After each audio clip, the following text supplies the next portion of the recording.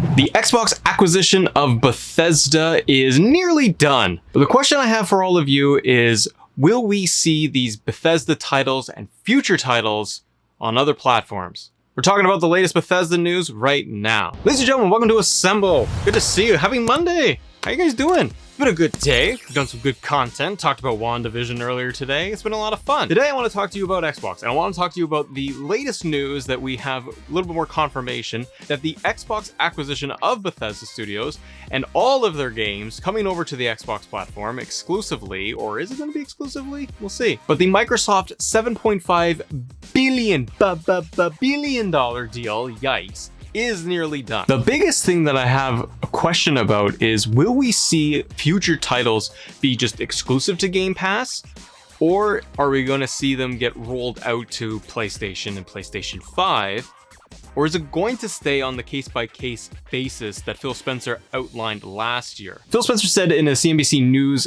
interview last September that games like Elder Scrolls and Starfield would be a Game Pass exclusive day and date. And then he said that with Bloomberg that the exclusivity would be done on a case-by-case basis. At first, I wasn't too sure about the acquisition because it's going to just monopolize all of these titles for all of Bethesda games like Doom and Dishonored, Elder Scrolls, Fallout, Prey, Starfield, all of these games going right under the hood of Xbox and Microsoft. And on one hand, you think about just the install base, the player base across PC and Game Pass and Xbox is massive.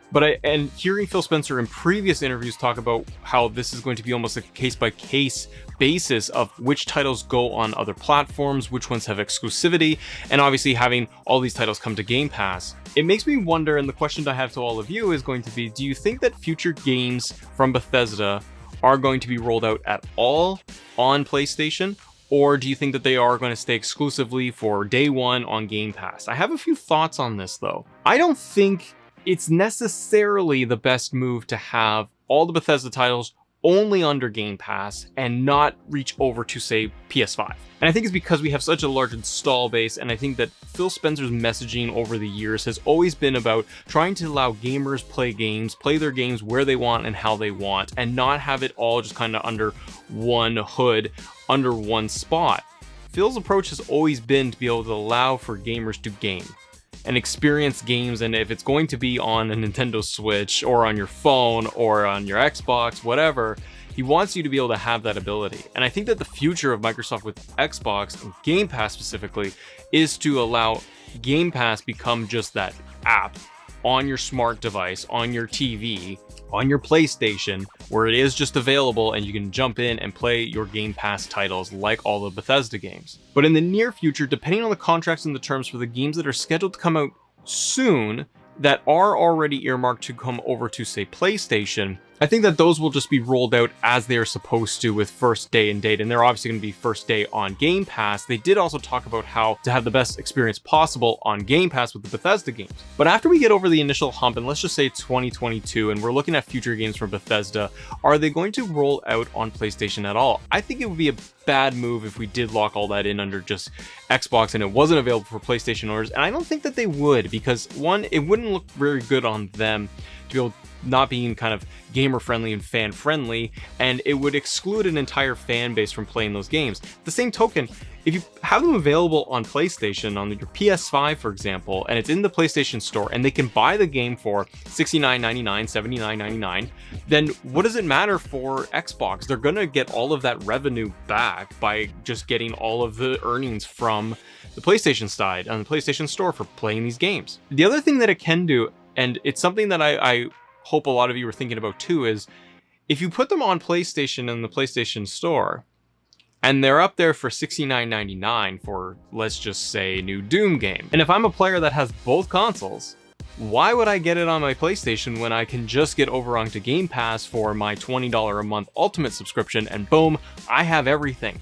And I think that is going to be maybe their long-term play. It's just my guess and it's just a hypothesis, but I think that good business move is to not have everything just earmarked, locked away under Game Pass and forcing players to just come right over to Game Pass, and that's their only option to play a Bethesda title like a new Doom game. I think you leave the door open to be able to allow their games on Nintendo, on PlayStation, And fans will then make the decision themselves to be able to see what the value is of being able to switch over to Xbox. Because if you want to play these new games and the future games of Bethesda that are coming down the pipe in the next 5 years, I really don't think I would be wanting to play it on my PlayStation console when I could get Series S, I could get the X to get optimal premium performance and only pay 20 bucks a month, and I get all of these titles. And especially gamers that are going to be from 3 to 5 years from now when they look at whatever the next version of Xbox is going to be it the physical box, or they can just play these Bethesda titles on their phone.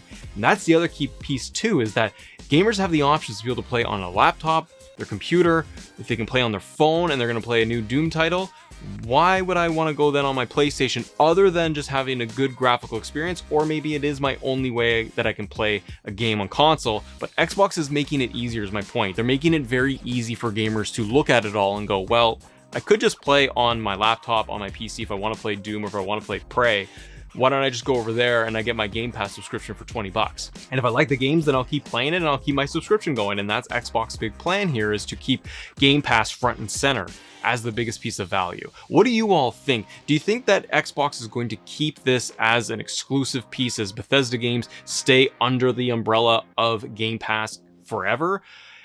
Or do you think that in the very near future, it's going to be case by case like Phil Spencer has talked about, but in 3 to 5 years, do you think it will still be a case by case, or do you think that they would just move everything to Xbox?